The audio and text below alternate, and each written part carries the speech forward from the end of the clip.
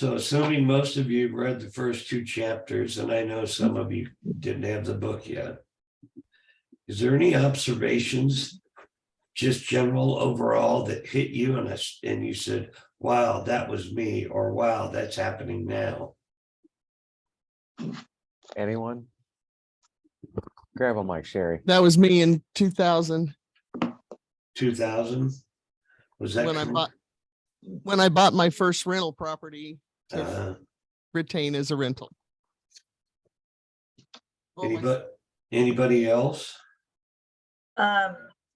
We've all gotten very complacent in our businesses and very spoiled.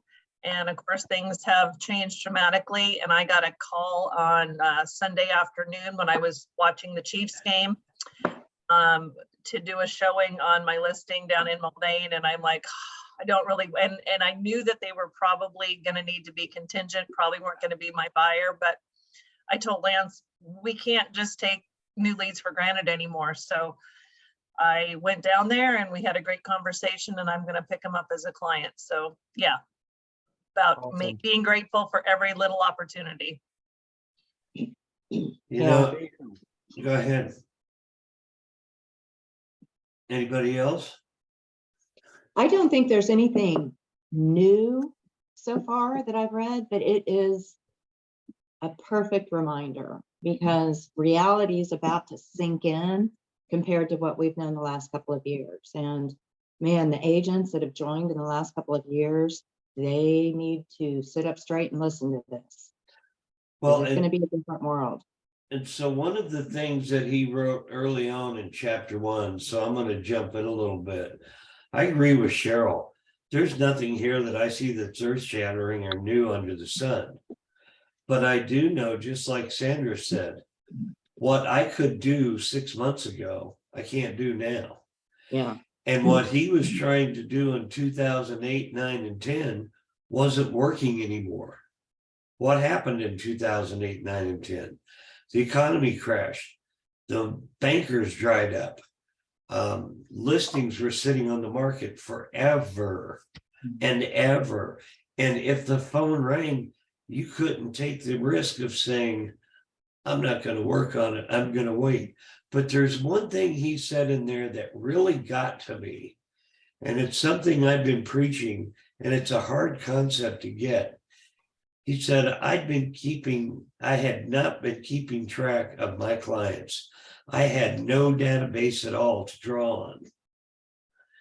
And I say that because, now I'm going to pick on my love Cheryl just a second.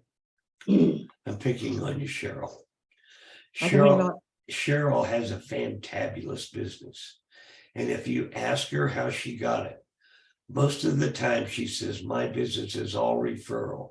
It comes from past clients, and it comes from the people that I've served well in the past. And that's fabulous. We all want to get there. But in the beginning, or in the time of a shift, can you just count on every one of those past clients remembering that you're the agent that fulfilled their dreams? Would anybody else like to discuss, so I can rest my voice a moment? You know, for me, Greg, one of the differences between now, year number 32 or 33 versus year 1 through 5, back then I did the work. You know, I didn't have a desk at home. I would throw my kids at their dad and go lock myself in the bedroom and sit on the bed and make phone calls for 2 straight hours. You know, I mean, I did the work. So that's where we're coming back to, you know, I'm going to have to do the work. And it doesn't mean that you have to cold call everybody in the block to try, do you know anybody who wants to buy and sell real estate? And what you're going to find later on in this book, I hope, is that he really sees himself as a very trusted teacher or advisor, much the same because of his biblical background as Moses or Jesus or other people who became trusted by the crowds, and he taught them. Come on in. That was me, sorry. And there was, two things that I thought when I walked away, and please, anybody comment on this. I'm not trying to be an Amway seller. That's never who I'm going to be. But I know that I'm the best real estate agent anybody in my sphere of influence can ever have. Now, do I know that because I know more than Brenda? No. Do I know that because I've been in it as long as Cheryl? No. I know it because no one else will care for that client the way I will care for that client. I become not just a trusted advisor, I'm a trustworthy advisor. I've earned the trust because I'm worth it. I would love if anybody wants to expand on that a little bit. So I'm counseling a buyer that's building a house right now on the east side, and they're wanting some investment property as well. What they didn't talk to me about was that the tenant in their rental house in Florida asked them to buy the home. And they said, okay, we were going to sell it anyway. So they did. But then they wanted to reinvest in another rental property, and that's fine. But they did not talk to me first, and now understand that they did not identify the house in Florida as it for the 1031 exchange. So now they've got 12 years of recapture of depreciation to pay back to the IRS, as well as capital gain. So now that profit on that house is not going to go as far as they had hoped. And they now know to quit doing stuff without me because every time they do it costs some money. But in any case, it's just important. And the only other point I want to make is when you make those cold calls, it's not, don't make the focus on, do you know anybody that's looking to buy and sell real estate today? Ask about the person. What's happening in their life? How are they doing in their job, with their families? Any deaths for COVID, or how are they dealing with today's environment? And if you ask them and just shut up and listen, they'll tell you everything they need to know. And it'll dawn on them that, oh, and my cousin's looking for a house. Or no, we're getting a divorce and we're going to need to sell ours and buy two. Focus on the people and how they are as a friend. If you want to be the one they think of, make sure they know that you're thinking of them. And a phone call will do it. Well, And a drip email helps. Back to your first scenario. I'd like to hear some other people out there. So Lynn's hot, by the way. Ray, turn around and fan Lynn. She's burning up.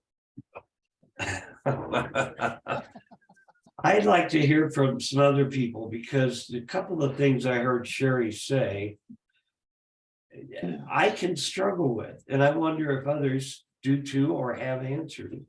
The first one is, I don't ever want to approach the subject of, do you know anybody who's wanting to buy or sell real estate?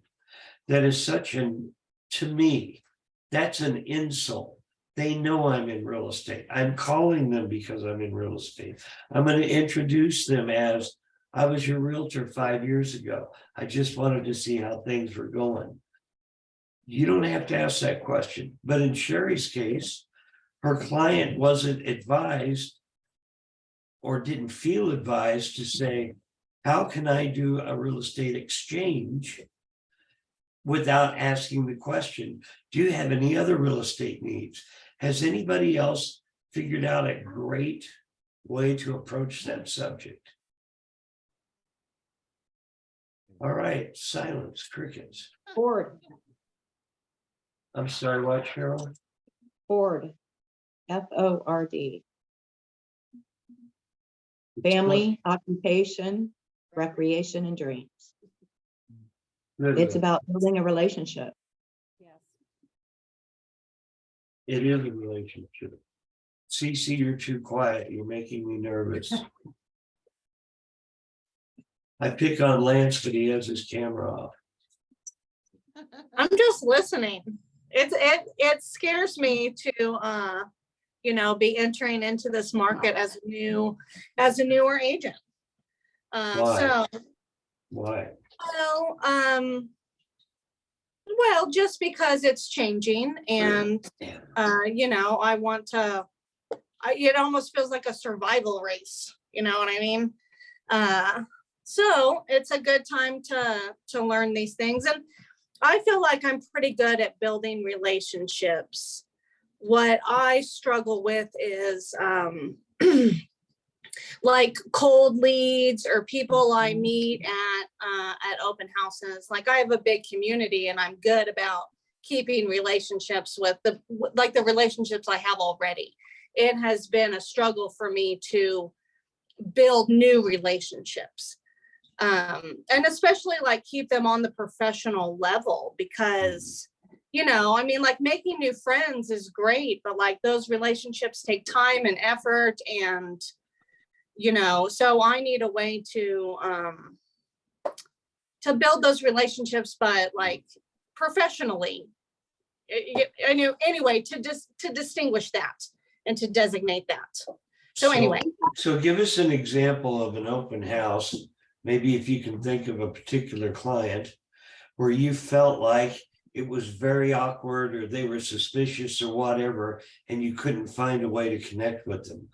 What happened? What did they do?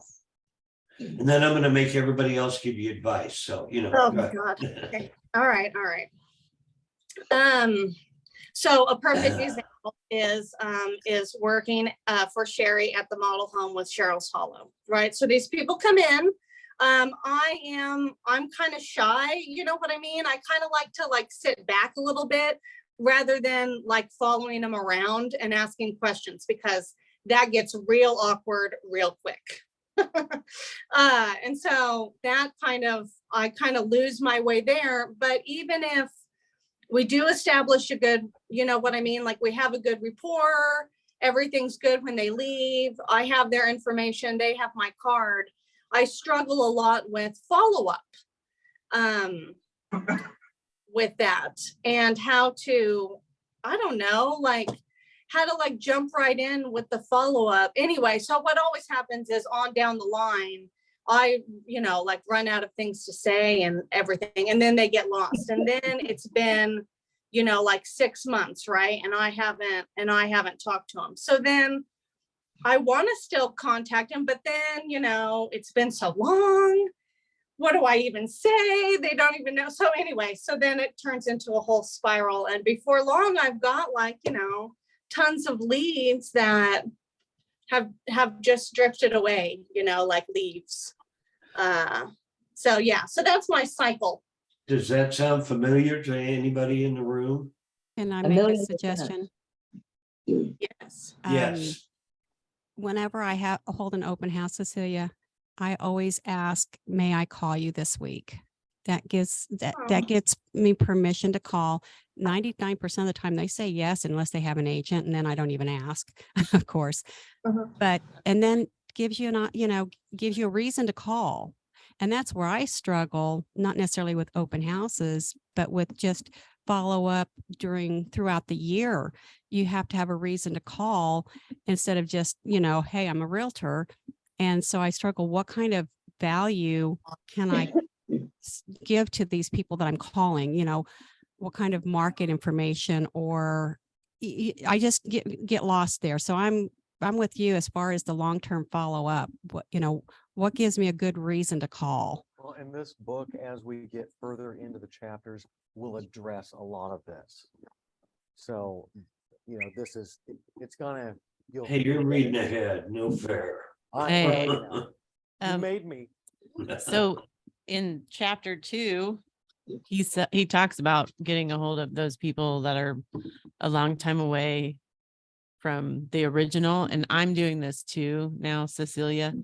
And so I kind of just send out a message like, hey, recently we talked about houses. Were you able to find the house that you love, or are you still looking? Or, I guess just ask him like chapter 2, he says that he asked them, did you ever find a building? Yeah, Where I you really like that. so I mean, that's what I've been doing to my people, and some of them are a long time ago, like, and maybe I never took them out, but they, for some reason, did talk to me about a house. So I'm just trying to like, hey, did you find a house then? Did you, were you one of those ones that were gonna wait until the market turned? Because now it's time. Wow, Elena, you're really brave to call somebody you haven't went out, but what's the I'll worst? call that you can- too. Yeah, you call me. But what's the worst that can happen? They can say no, or we're not interested, and say, okay, no problem. Just wanted to make sure you were taken care of. Another question that you might want to think about in new homes often is, the builder is always asking me what people are looking for in new homes. Have you been to other subdivisions? What did you see you liked? Was there something we had that, those, because now they're giving you input on how to guide your future. It's kind of a give and take type thing. People like to tell you their opinion. So That's give good. them the chance. Good idea. Asking their opinion is excellent. Yeah, all right, well, great, thanks, guys. Cheryl's Any- onto something with the Ford though, and I've been taught that since I was 20 years old. And it's really a very easy way to get into a conversation if you ask about the family, their occupation, their recreation and dreams. And the one thing about dreams is I always got hung up on is I'm thinking, now, how would you approach somebody? What are your dreams for your life? And when I read Ninja Selling, he identified a dream as what's going to happen in their near future that they want to happen. For example, are they wanting to go to their grandson's football game, this weekend? I mean, that's a dream of theirs, even though it's not a long-term dream, it's a short-term dream. I never thought of it that way. So I always struggled with that aspect of the Ford is the dreams. But now that I've put it in perspective, I think it's going to be a lot easier. But, and that's critical in keeping notes on when you talk to somebody, what did you talk about? So the next time you speak to them, you have a reference to start your conversation. And then as they talk, whatever they say, then you kind of rephrase it and send it back to them, and that'll continue the conversation. So you're doing the right things. You just don't have the confidence yet. Well, get over it. They're gonna bite your head off. But I will say something about dreams, because something occurred to me thanks to Lynn. I think I didn't let people out of model homes without some sort of exit interview. And the exit interview could be as simple as, so which one of these two homes can you see yourself in? Now, there's a very tricky part of that question, because that introduces Lynn, my dreams. What is my dream? I don't dream of either one of these homes. I don't see myself in either one. Well, tell me what you're really looking for. Let's see and without saying, where's my dream, you're looking into their kind of future look, if that makes sense. Go ahead. Do you want Suzanne or may I make a Oh. comment? Oh, I Okay. don't know. Oh, okay. She flashed on the screen, so I didn't know if she had a comment. I really like that, Greg, and that's not the exit interview for me. When I have somebody in the model home, I have 38 other floor plans and we can customize. So tell me what you like most or like least, but I love which of these two homes, especially if I've had them out to show them the different plans, because we have several in construction right now. Which of these homes do you see yourself in? That's a great closing question. But back to follow-up phone calls. I love Lynn's asking permission to call next week about whatever the follow-up. And then, but one of my number one staples is when you do call them back, has any of your criteria changed since we met or last saw each other? because it could have changed. They could have now spoke with their lender, realizing that criteria. I had some clients I'm writing a contract for this week that initially they really didn't want a front door opening into the living room. They really wanted that front door away, but when they realized that when the front door's away, it's usually next to the children's rooms and not the master bedroom or the living area, they decided that they preferred the front door opening into the living room. So that's what they're gonna ride on, but just always reconfirm if any of their preferences have changed. Because as they look at other houses, and it's been a few days since you've talked to them, has any of their criteria or preferences changed is a really great segue into, you know, what do they see theirself in, which is ultimately what you want to define so you can find it for them. Suzanne, did you have a comment earlier? No, Okay, I'm so, taking notes. well, good, thank you. So I'm gonna make Lance talk. So, oh, Cheryl wants to talk. Go, Cheryl. That's going back to Cece's point. Cece, Cecilia, you've always impressed me so much. One thing about you is you are able to be bold when you want to be bold. And I use one of your past experiences as a talking point when I'm teaching. And one of the things that I really loved was that for sale by owner that you went. You had a buyer and you went to a for sale by owner. And he agreed to let you help him. And he asked what the fee was. And you said 6%. He said, well, I thought it would be 3 since there's not a listing agent. You said, no, it's 6. And he was fine with it, went on. And my point is, you know, sometimes what you hear and what you know is not a good thing. Sometimes be careful to what you listen to at the water cooler. Because if you would have listened to silly nonsense at the water cooler that you should be charging, you know, 3 bags of apples or whatever versus 6 bags of apples, then you never would have gotten that. So be really careful on, you know, what you believe to be true. Just keep your mind open and keep being bold. And with the CRM, that's what Moxie's for. And I know you're working on that. I know, you know, Greg is killing himself to teach us that stuff, but those reminders and those steps and the things that we need to do specifically to help us remember, you know, who needs what when, that's what Moxie is going to be doing for us. And okay, just one more little thing. Going to page 8 on chapter 1. I had always been taught you never want to tell a client that we have a problem. I always heard or was taught that we have a challenge, and that still sucks. What he uses is opportunity. And I highlighted that. It's like, instead of a challenge or a problem, it's an opportunity.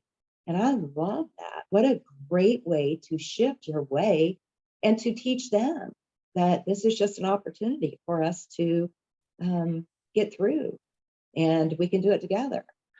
And then And to lastly, add on that, every step along the way, we are teachers yeah. about what we're doing for them. I'm Yeah. sorry to interrupt, but go ahead. Oh, I could stand up here and do this all day.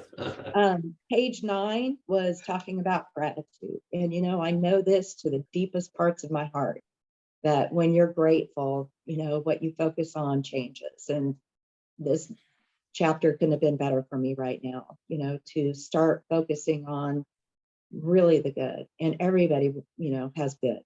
And even in this market shifting, there's good there. Figure out what it is. If nothing else, it's an opportunity to learn new things. I liked what he said about don't hang around with people, negative salespeople, because they'll turn you negative. Yeah. If you're at the water cooler and somebody's saying the market's terrible, the market's terrible, and we ought to be at the water cooler saying, I just had a great thing happen. Let's talk about, you know. Or I just read this book, or. Exactly. So I'm gonna pick on Lance here, not for no other reason than he hasn't talked yet. I'm sorry, didn't mean You that. really need to quit smoking. Thanks. So there was one thing in there that really kind of got to me because I've heard several people kind of say this along the same lines. And at the same time, it's Cece indicated, it's hard to know where you are. He talked about how some of his salespeople spent a lot of time on the phone becoming the best friends of the whoever they were talking, Yeah. knew where their children are, their dogs and so on, and never once talked about the buildings. Now, don't get me wrong. I want to care about my clients as much as I care about my circle of friends. But my circle of friends get to know more about me because they're without, it's a give and take. How do you guys go into something and say, well, you know, I want to be your realtor and I want to know everything I can to help you.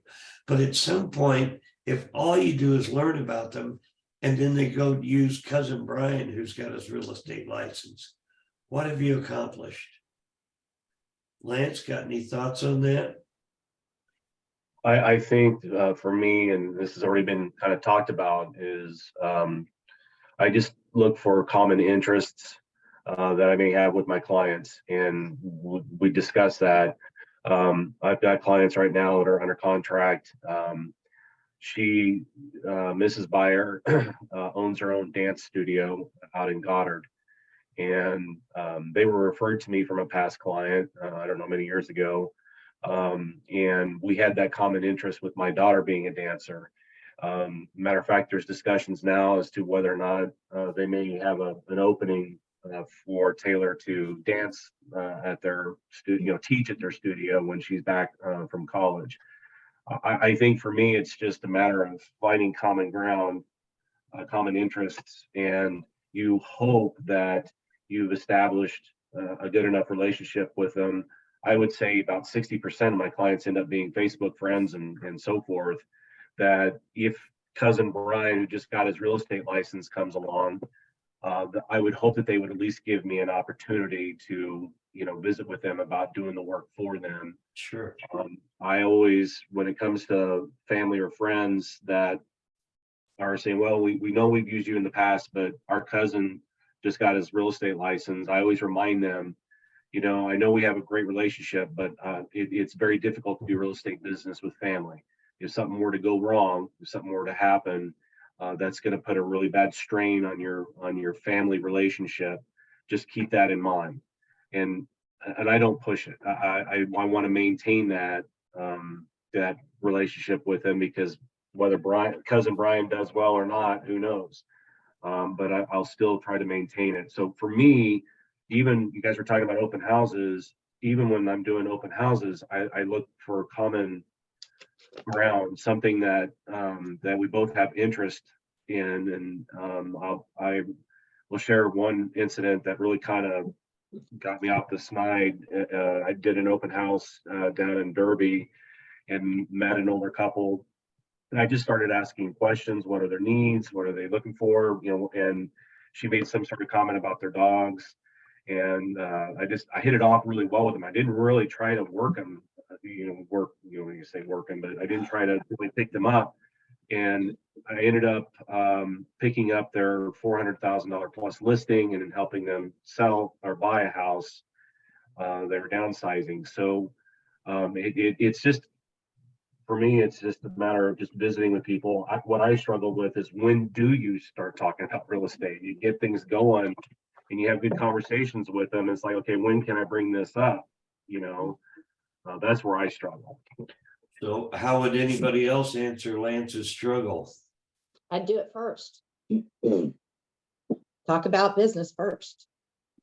And then go to personal and then let it go natural. But, if you're talking family and dreams, and then you say, oh, by the way, are you still looking for a house? I think that just feels forced and phony, but if you call and say, hey, I haven't heard from you for 6 months. I'm just checking to see, like Sherry said, has your life changed and what's going on? And are you still kind of looking? And then go into the family and dogs. And, that way it doesn't feel like you're trying to trick them, or Usually for me, Cheryl, that's a good point. A lot of times, when I'm talking with past clients or referral, business or whatever, a lot of times, what's the main question do we hear? How's the market doing? Especially when you hear all of the media, talking negative about our market right now and how house sales are dropped and this and that, interest rates are up, da da da da. I can turn that on a dime and make it sound like, well, this is the best time to make a change. So the other thing I always like to talk about is, yes, the interest rates may be up, but your prices are down in the sense that you don't have to come in 5, 10, 15% over list price to get a house because you're competing against so many other buyers. Now you're coming in at a real rate or a real price, and you're making up that difference in the interest. The interest rates may be higher, but you're not paying higher. Did you see his statement about, interest rates could be going up, but if you're renting, your rate is 100%. Yeah. Your interest rate is 100%. It's like, man, how good is that? I'll tell you how I sort of look at this, and it leads into probably my last point, and then I'm going to let you guys either kick me off or keep going, bring up other subjects. One thing he said in here meant a lot to me, and it was like, if you're a batter at a base, and you're playing baseball. Now, I know everybody here is not a big time baseball player, but I'm equally sure that everybody in this room at one time or another has tried to hit a ball with a bat. You've tried. And he says you cannot control how that ball comes at you. Yeah. You can only control how you do your bat. So if I'm at an open house and the Chiefs are playing and the husband walks in, stands right by me and says, how are they doing? I don't talk real estate then. Right. If the lady comes in and she looks at me and sees the Chiefs are playing and turns left and says, where are the bedrooms? Well, this house has 3 bedrooms. Which one are you interested in? So you can let your client guide where your conversation is going to go. But the point is, you shouldn't give up on talking real estate anywhere in there. You just need to kind of make sure you can't start the same place every time. You got to let your clients lead you down the path they want to be on. And I'm going to shut up for a minute.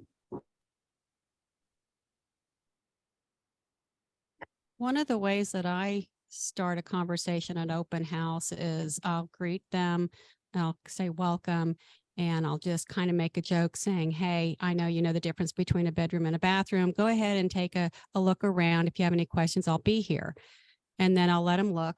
And then I'll approach them and say, do you have any questions at this point? Or, depending on what their answer is to that, I might go down a different path. I might say, well, here's the other houses in the neighborhood. Or I might go into the forward questions, like Greg just said, let them dictate which direction my conversation goes. But I try to start it off with a little bit of a joke because they always chuckle when I say, I know you know the difference between a bedroom and a bathroom. Go ahead and look. So it kind of sets the stage for a relaxed atmosphere. It's good. So Greg, this book resonates really well with some of my previous sales training. Keep it positive, learn how to listen. And when you were going into a meeting with a bunch of customers or something, or a new client, you always had to start out by building a relationship, especially internationally. Relationships are everything. And it took months and months to build those relationships. But in every meeting, after you got through the small talk, how's your family, this and that, eventually you had to say, well, here's what I came to show you. And you put it in front of them, what you're going to show them. And when the time was right, you asked for the sale. I mean, if you're a salesman and you never get to asking for the sale, then you missed the target. I would agree with you. And I think my basic problem with scripts is that too many people believe a script should be read line 1, 2, 3, 4, 5, 6, 7. They don't learn that if line 1 says Right. jump down to line 7, that's where you ought to go. In the Oriental community, and I'll say this, Ray, in real estate, relationships is everything with every single person, always 100%. But if you're talking to a New Yorker, that relationship looks a lot different than if it's a relationship with somebody from the deep South, who will know where you bought your groceries at that morning before they even walk in the door, because they love you so much. And the guy in New York could care less what you ate ever in your lifetime. That's just a difference in how they approach things. So every single thing you need to do with every client to show them that you care, and you should care, is to demonstrate they are an individual. They are not a mapped out plan that can be read and predicted. And with that, my final comments, I'm going to shut up. And if you guys want to talk, we'll stay. Otherwise, you tell me what to do. That's a first. On page 21 in chapter 2 at the end, it says that, naturally how important trust is on building that relationship. But one of the main components of building their trust is when they feel like you have heard them. If they feel like you listened and heard them, that builds a natural trust. And you don't have to work as hard. And the way to do that, the easiest way to do that I have found is have a notebook with you and just write down what they say. Write down what they say. And they feel like you're listening. Did you know, on my research for the negotiation course, one of the things that I stumbled upon is when you're talking to somebody and they see you writing something down, and I need this, they perceive you as being 14% smarter just because you're writing stuff down. You look smart when you're writing stuff down. I That found, jumps to 21% when you put it on spreadsheets. Nice. You win. if you don't know what triggers someone's purchase or what's important to them, and when I make notes, if I write it down, then I don't forget it. Yeah. And I can pull upon that when they come back into the model home or give me a call or an email. But Right. As a magician of many years, you have to ask the question so that the only answer is one that leads you to what will tell you what they see their self in. So what I like to get them looking at the house, if it's at an open house, and just listen, and what they talk between their family will tell you what's important. And then when you get that chance to open up, you confirm that, oh, you're having a child. And so you do need all 5 bedrooms finished, correct? And you restate to confirm what it is that's important to them if they're not opening up and telling you. You can, but if I can listen, I can pick up 1, 2, or 3 important points, and I make sure to point out that the homes here or this other floor plan has that feature, or we can find that or build it and customize it into your new home. So it's just real important to listen and use what you hear, and make what you write down is those triggers. You know, moving from out of state, new job, where's that time frame, and use that to reinforce. Is that still important? Is that time frame still in 90 days? So that you can help them make their decision because they have found the right property and it's yours. And ask probing questions. Good. You don't ask a yes or no question. Ask a question that makes them Good. explain to you what it is they're, or open up to you what they're really feeling. Open-ended questions. Yeah, a couple of phrases that I use with when I'm showing houses is if I'm getting positive body language from them, I'll ask them one of two questions on a scale of 1 to 10. Do you know, where would this lay? And if they say 6 or 7, I'll go, oh, it's not it. That's not good enough. Let's go, and kind of make a joke out of it. Or I'll say, when we go into a house, what we're looking for is the warm fuzzies, what I call the warm fuzzies, if you can see yourself living there. And so sometimes after I've entered the house and I get good body vibes, I'll say, well, did you get those warm fuzzies? And, then they smile and they'll say yes or no. But I think just having questions that will make them relaxed and a little fun helps in getting them to open up and really connect.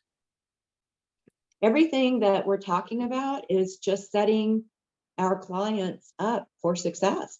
The probing questions and the warm fuzzies and everything we're talking about, let them know that we are here to help them succeed, to get to their goal, that we're on the same team.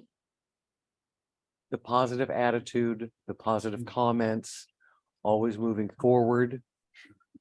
It's the momentum. You start talking negative, you get everybody in that negative mindset. Even if it's a negative subject, like the market changing, and no, you're not going to get, 5,000-7,000 more for your home than what you listed because the market's changing. You can turn that into a positive and go, yes, the market's changing, but it's still going to be to your advantage. Whether it's selling, whether it's buying, but keep that positive momentum. What we lost when interest rates have been artificially suppressed for the last decade or two is that interest is a write-off. Okay, now we're paying enough interest that it's now a write-off again, along with your general taxes.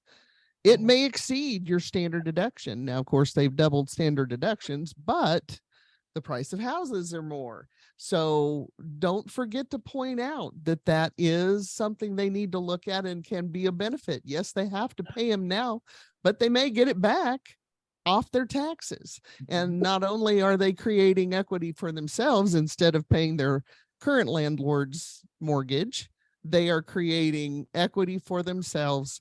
And yes, it seems like a lot now, but remember, you're going to get this, check with your CPA, of course, but you're going to get this break on your taxes every year that you're a homeowner. I love something Cheryl said. I wrote in the chat, we help clients succeed. We're not selling clients anything. We're helping them to succeed, to reach their dreams, to get where they want to raise their family. That's important to me.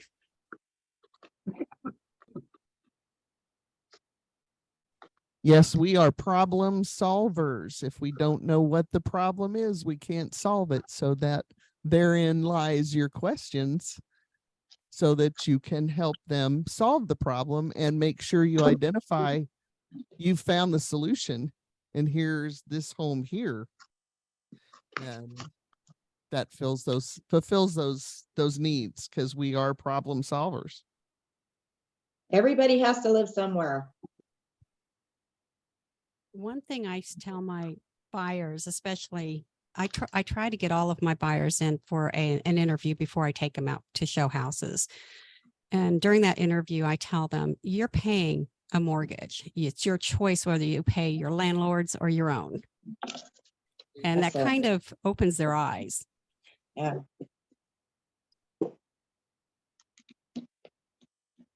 Cindy Ford, say something, sister. Well, good morning, everyone. Good morning. How are you? I'm just now getting back in the swing of everything. I've had life going on, and now I'm ready to hit it for 2023 and come back to the real world. Look forward to seeing you at the office. Me too. Thank you. Any words of wisdom for us? Don't ever give up. Ah, Amen, matter- sister. Even if you've shown 92 homes and that person you don't think is ever going to buy, turn around and that next person's gonna buy the second home out. Yeah. Yeah. And some people, you're never gonna find a house for them, no matter how much you try, and you have to let them go. Mm, You know, Cindy, that reminds me of a story. I was showing a couple houses and we found one that we kind of liked and they didn't write an offer on it. And I thought, okay, well, that's obviously not the right one for him. And I kept showing, and I got frustrated. I really did. And I said, you know, let's meet at my office. So we sat down at the office and I said, we need to regroup here. I missed something somewhere on what you're looking for, because I don't typically have to show this many houses. And so I'm really confused. Can we go over this again? And so they said, well, we like that house on Woodlawn. I said, what? Well, why didn't you want to write an offer on it? Well, it doesn't have a property condition report. Oh my God. Eye opener. I said, oh, that was a rental. I said, they have no idea what the tenants didn't disclose to them and they don't want to put themselves out there. And they bought the house. So I had wasted time by showing them extra houses because I didn't zero in on it. And I didn't have that second conversation of after, 5 or 6 houses. Okay, I'm missing something. I'm confused. Will you help me out here? And so sometimes that's a necessity step if you're showing that many houses. It's interesting that, first, I'm gonna pick on you, Lynn, sorry. You wasted time, but so did they. Both people wasted time. And it seems like maybe you should have digged a little harder on the Woodlawn house when they said they didn't want to write an offer. And the question is, why not? What's wrong with that house? It's everything you said you wanted. Why are you holding back? And maybe we could have dug deeper then. Yep. that's good. You know, unbury their fears, what their fears are, discover their fears. And I found with the client that we literally showed 92 houses. I was their 4th agent. They went through 3 lenders and they never have bought a house to this day. And that was 3 years ago. So some people are habitual house lookers and they were qualified. They would find something wrong with everything. And I don't know what their issue was. And I even suggested getting another agent for them. They said, well, we really like you. I said, I like you too, but I just don't think I am able to do the job for you anymore. And so we split ways and I felt bad. But then after I found out they still had new lenders and new people working with them, I said, sometimes you can't please anybody. So never I've give worked up, with those but people. move on. I've worked with them. Okay, guys, I gotta go. I am so sorry. Greg, thank you. Well, for doing Feel that. better. I will. please get well. Chapter 1 and 2, Well. chapter 1 and 2, or I'm sorry, 3 and 4 for next week, Okay. chapter 3 and 4, and I'll put out an Gotta email. finish the order. Okay, All right. thanks, Bob. Good Thank you, good talking to guys. you, everybody. Have a great On week. behalf of Sandra and I,